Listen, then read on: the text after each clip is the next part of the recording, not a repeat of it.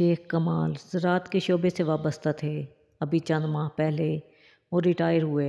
Retirement के बाद शेख कमाल ने अपना एक ज़ाती घर ख़रीदा, क्योंकि पिछले 13 साल से वो एक किराए के घर में रह रहे थे। बाकी बची हुई रकम से उन्होंने स्टॉक मार्केट में कुछ शेयर्स खरीद लिए। शेख कमाल का ताल्लुक़ अंदरूनी लाहौर से था।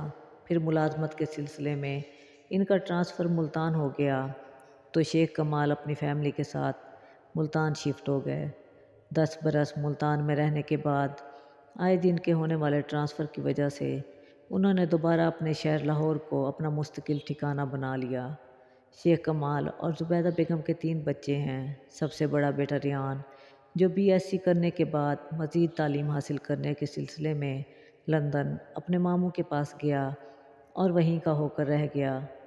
कुछ महीने पहले रियान ने लंदन में अपनी क्लास फ़ेलो दुआ काजिम से शादी कर ली। इसलिए फ़िलहाल शेख कमाल से उसकी नाराज़गी चल रही थी। दूसरे नंबर पर हाइफा थी, जिसने हाल ही में पंजाब यूनिवर्सिटी से MA इंग्लिश का इम्तिहान पास किया। शेख कमाल की लाडली और बहुत ही फर्माबरदार बेटी, बहुत हसास और सबका ख्याल रखने वाली, कभी कभी शौकिया पेंटिंग कर लेती है। और सबसे आखिर में आयशा, जिसको सब प्यार से आशू बुलाते हैं, हर काम अपनी मर्ज़ी से करने वाली। आयशा ने BSc करने के बाद अपनी पढ़ाई को खैर बाद कह दिया है। मोहतरमा कहती हैं वो पढ़ पढ़ कर थक चुकी हैं, इसलिए पढ़ाई में 1 साल का ब्रेक ले रखा है। शाम के साए गहरे होने लगे थे।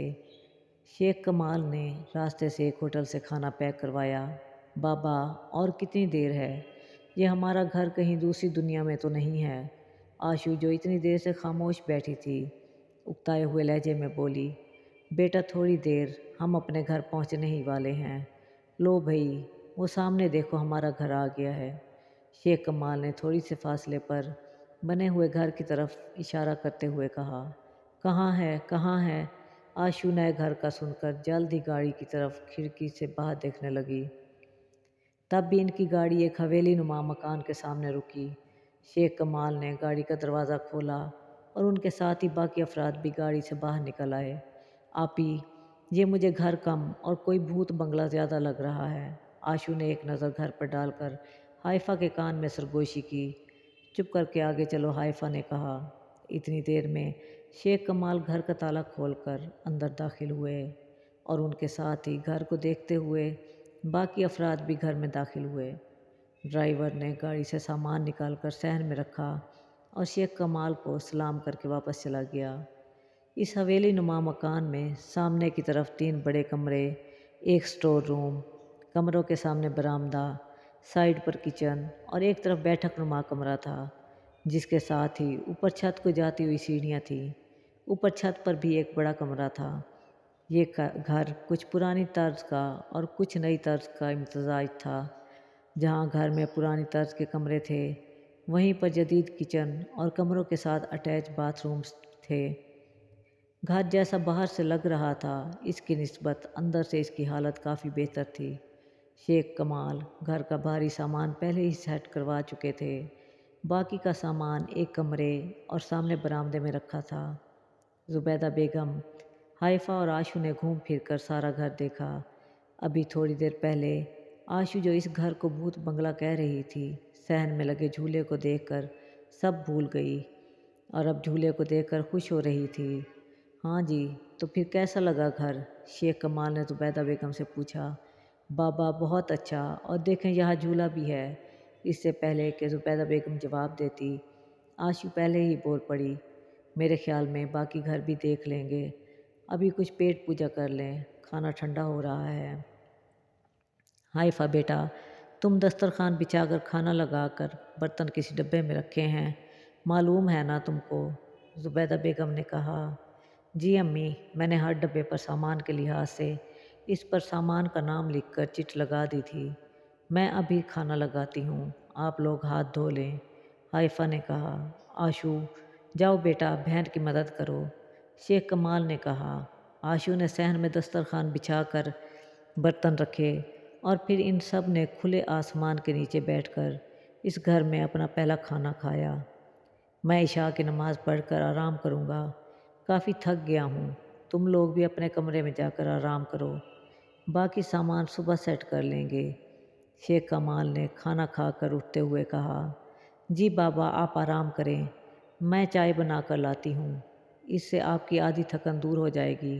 حائفہ نے کہا، آشو یہ برتن سمیٹ لو اور چلو پھر کچن کا کوئی سامان سیٹ کر لیں، صبح ناشتہ بنانے میں آسانی رہے گی، زبیدہ بیگم نے کہا۔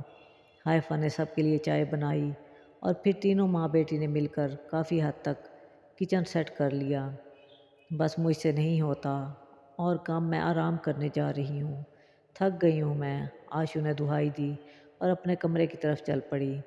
امی دیکھیں ذرا، تھوڑا سا کام کر کے محترمہ تھک گئی ہیں، حائفہ نے ہنستے ہوئے کہا۔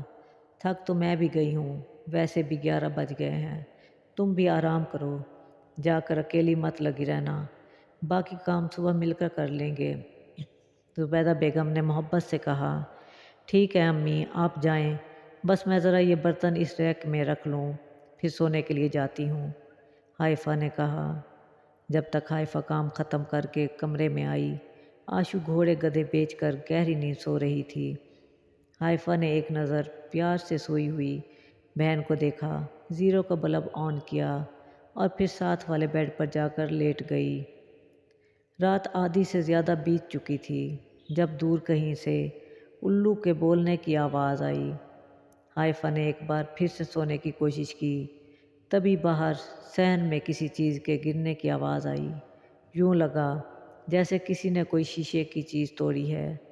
حائفہ جس کو پہلے ہی نیند نہیں آ رہی تھی، اپنے بستر سے اٹھی، ایک نظر سوئی ہوئی آشو پر ڈالی اور ہمت کر کے باہر صحن میں آ گئی۔ رات کی تاریکی میں چاند کی روشنی کی وجہ سے کچھ اجالا تھا، صحن میں لگا ہوا بلب بجھ چکا تھا، جبکہ خود حائفہ نے بلب آن رہنے دیا تھا تاکہ رات میں بھی صحن میں روشنی رہے۔ حائفہ تھوڑا سا آگے بڑھی تو اس کے پیروں سے کوئی چیز ٹکرائی، یہ کانچ کے چھوٹے چھوٹے ٹکڑے تھے۔ حائفہ نے چاند کی روشنی میں دیکھا تو وہ صحن کا بلب تھا جو ٹوٹ چکا تھا، یوں جیسے کسی نے غصے میں آ کر کسی چیز کو توڑا ہو۔ حائفہ ابھی یہ سوچ ہی رہی تھی کہ بلب کیسے ٹوٹا ہے، تب بھی اس کے سر کے اوپر سے ایک پرندہ اڑتا ہوا گیا، اس کے پروں کی پھڑپھڑاہٹ صاف سنائی دی۔ حائفہ نے جلدی سے سر نیچے کر لیا، وہ پرندہ حائفہ کے سر کے اوپر سے اڑتا ہوا سامنے دیوار پر بیٹھ گیا۔ حائفہ نے سر اٹھا کر سامنے دیوار پر بیٹھے ہوئے پرندے کو دیکھا، سیاہ پرندہ جس کے پروں میں سنہری رنگ کسی سونے کی طرح چمک رہا تھا، اب دیوار پر بیٹھا حائفہ کی طرف دیکھ رہا تھا۔ حائفہ نے ایسا پرندہ پہلی بار دیکھا تھا۔ اس نے ہمت کر کے قدم اس دیوار کی طرف بڑھائے جہاں وہ پرندہ بیٹھا تھا، مگر جیسے جیسے وہ اس پرندے کے قریب جا رہی تھی، اس کا سائز بڑھتا جا رہا تھا۔ اس سے پہلے کہ حائفہ اس پرندے کے پاس جاتی، پرندے نے ایک خوفناک آواز نکالی اور مشرق کی طرف اڑ گیا۔ حائفہ خوفزدہ ہو کر بھاگ کر واپس اپنے کمرے میں آ گئی اور جلدی سے خود کو چادر میں چھپا لیا۔